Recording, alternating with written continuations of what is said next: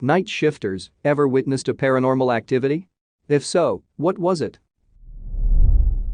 Night watch in the barracks at Fort Gordon. That's a night shift, right? Anyway, so many things happened in 3 different rooms that I could write a book. It completely changed my belief in paranormal activity. This one took place in the middle of the night, so this is the one I'll tell. I'm sitting by the stairwell on the 2nd floor and hear someone shouting in a room down a hallway. I'm on duty, so I run to the room and swing open the door expecting to see some fighting. There are several people in this room pointing up to the ceiling next to a wall and telling me they're doing it again. I ask them to explain and they tell me that ever since they moved into that room, someone lifts up the ceiling tiles and makes funny faces at them at night. The latrine is on the other side of the wall, so I go over to see if anyone is there and there isn't. So I climb onto a desk in the room to lift up the ceiling tiles to see if they're still up there. When I lift up the ceiling tiles, all I see is a cinder block wall that goes all the way to the floor above. There's only about an inch between the back of the ceiling tile and the wall. No way a face was there. 2 of the soldiers freaked out and ran out of the room and slept in the hallway. This was only the first of many incidents. I worked in a mine in northern Ontario. There was a death on the 4200 level a couple years previous to the incident. It was a normal day underground like any other. We were rehabbing a old working that had collapsed. 4200 level was big, the drifts were 6 by 6 feet, but go on for kilometers in every direction. It was about midnight when we saw the mine rescue team with security rushing down the drift. Naturally, we dropped what we were doing and followed to see if we could help. We arrived to a guy who was as pale as a ghost. He didn't look hurt, but he was shaking uncontrollably. Mine rescue approached him, and he wouldn't have it. He would scream, and not just any scream, it was terrifying hearing the screams, like a person so consumed with fear, it had a tone to it that you wouldn't imagine could come from a person. Eventually he just stopped screaming and just sat there, awake but non-responsive. By now it was 3:30 a.m. and our shift was over. We couldn't leave him down there. We managed to get him on a stretcher that we could carry out. On our way out, he kept saying, "The devil is on 42." Over and over again.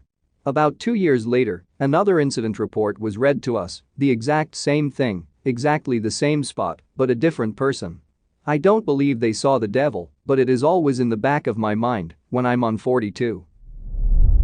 I worked night shift at a hotel. I also had a day job and the manager was cool and said I could sleep as long as I woke up if someone needed something. One night, I woke up and saw a guy. Well, more of a silhouette of a guy, staring at me through the windows of the Dutch door to the courtyard. He was really tall, 6.5 feet, and had a black duster trench coat and hat. I jumped up from the couch, put down the remote I had fallen asleep with in my hand and rushed to the door to see what he needed.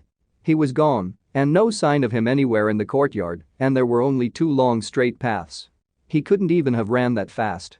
I forget about it and continue my night. Fast forward about 3 weeks and my coworker is telling me about an evil spirit that lives in one of the rooms. All the employees knew there were at least 4 haunted rooms there, as well as the elevator. No, seriously. He started describing a tall shadowy guy. I cut him off and say, like 6 or 7 feet? Black coat and hat?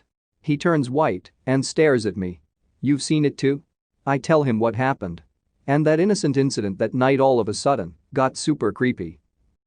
Another time, at another job. I was getting ready to do security rounds. Roughly around 3:15 a.m. I am whistling the Arthur movie theme song, it had just played on the radio. It was dead quiet except just crickets. As I open the door to the patrol car, still whistling, I hear a whistle off in the bushes on a 60-foot cliff. It's the same tune. In the same type of whistle I don't whistle normal. It's like a windier, not sharp kind of whistle, and much quieter. Same exact song. Same exact type of whistle. I immediately stop. The whistling keeps going. I get into the car and book it. Take about 20 minutes longer than I normally do to get back and I'm super careful, nervous, paranoid when I get back. Never saw anyone or anything. Never heard it again. But on that note, sometimes if I fell asleep at that job, I'd wake up to the sound of my old boss shouting my name. He used to come in about the same time that I would hear the sound and wake up. That happened pretty regularly. The weird thing is that he had been dead for 3 years when it started. I was firmly against the idea of paranormal activity prior to working in an old folks' home. You always felt watched. Always. even when not in view of the camera. But that was the tip of the iceberg. Several times while I was working, things would fly off the walls even though it was unprovoked. I'm talking hand sanitizer containers that flew 15 feet from the wall it was on, cups that were stationary on the counter and all of a sudden flew across the room, and clipboards that just happened to all fall off the walls at once, even though they were across the room from each other. Nothing is as unsettling as Bill in 209. Bill lived in this room while he was a tenant. While someone was visiting, they stayed in room 209. The visitor came downstairs, said that Bill had come into his room, and said, "Don't worry, it's just Bill," while he was in the shower, and then asked who Bill was. We explained that there was no one who lived or worked there named Bill. A couple days later, the same visitor was cleaning out records for the care center where they worked. As they were doing so, they found that a resident named Bill had lived in room 209. When they told us this story, we all heard a knock on the window and turned to look at it. As we did so, clipboards and bulletin boards flew off the wall on the opposite wall. We've decided that Bill is friendly, but likes attention. He's cool. Not during a night shift, but on a bleak, stormy day with just as much spooky potential as one. I was alone in the kitchen, sandwich shop, when I spotted a customer in the lobby. Never heard him come in, door is pretty squeaky and closes hard, so it's not difficult to miss someone walking in even without a bell like most businesses have. His back was to me, facing the opposite wall, standing in the middle of the room. I never saw his face, but he seemed to be an older man, 70s. I greeted him with a hello, but he didn't reply.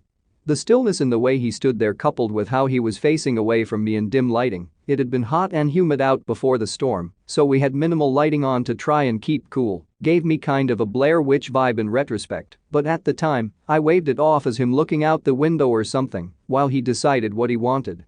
Plus, I'm used to rude customers, so I wasn't surprised by him ignoring me. I turned away to wash my hands so I'd be ready to throw together his sandwich once he was ready to order. I'd had my back turned 20 seconds, yes, this was during COVID, so I was counting, and when I turned back around, he was gone. Again, I never heard the heavy door open or close, and the only other door he could have left through was close enough to me that I would have absolutely noticed. He never came back, and I don't see why anyone would come into a sandwich shop for 30 seconds just to stare at the wall opposite the front counter and then leave without a word. Also, now that I think about it, he didn't even look wet and it was pouring outside. So, I'm not really one to believe in ghosts, but silent old man with Blair Witch vibes plus dark and stormy day plus appearing disappearing without a sound equals, I definitely saw a ghost that day. I'm a dedicated night shift nurse. Several years ago the unit that I worked on was kind of off on its own, the oldest part of a 100-plus-year-old hospital. During some basic repairs, they found some mold and, according to rumors, asbestos in the walls. So my unit got shut down for a couple months for repairs. They kept the nurses on wherever they could, with the result that we were occasionally really bored thanks to acting as clerks or doing random odd jobs. A co-worker friend at the time was really into ghost hunting, to the point of buying a decent quality ghost hunting kit.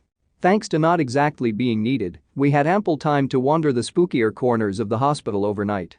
We didn't find a whole lot, just the occasional EMF spike or whatever that could be easily explained. After a couple of weeks, they took down the strict construction isolation stuff for our unit, and we decided to check out some of our supposedly haunted rooms. The place was eerie AF. They had all the utilities shut off, remember, it was separate from the rest of the hospital, and it was so quiet you could hear a pin drop. We went into one of the rooms where a lot of deaths had occurred, thanks to being close to the nurse's station where we could put more critical patients. We set up a voice recorder, thermometer, and an EMF detector. Then we started to ask any present spirits questions. Standard stuff like if they had died in the room, etc. Within a few minutes of us asking random questions, the temperature dropped a couple of degrees. Then, the EMF monitor started going off in short little bursts. Right as I asked the question, "Are you angry you died here?" the EMF squealed like a stuck pig, and we decided to get the heck out of there. The next morning, we went to my place to play the audio recording through my computer. Everything was on it, our questions and the EMF noises. Right as I asked my last question of the night, there was this sound that coincided with the EMF burst we heard in the room. It was this low, drawn-out moaning sound that sounded like an enhanced version of a death moan rattle. It made the hairs on the back of my neck stand up, along with the worst case of goosebump ever. I've seen a lot of weird things in my time as a nurse. I'm also a firm skeptic and love my peer-reviewed evidence. But I can't quite believe that recording noise temperature drop EMF readings were something normal that happened in an isolated unit of the hospital with all the utilities shut off.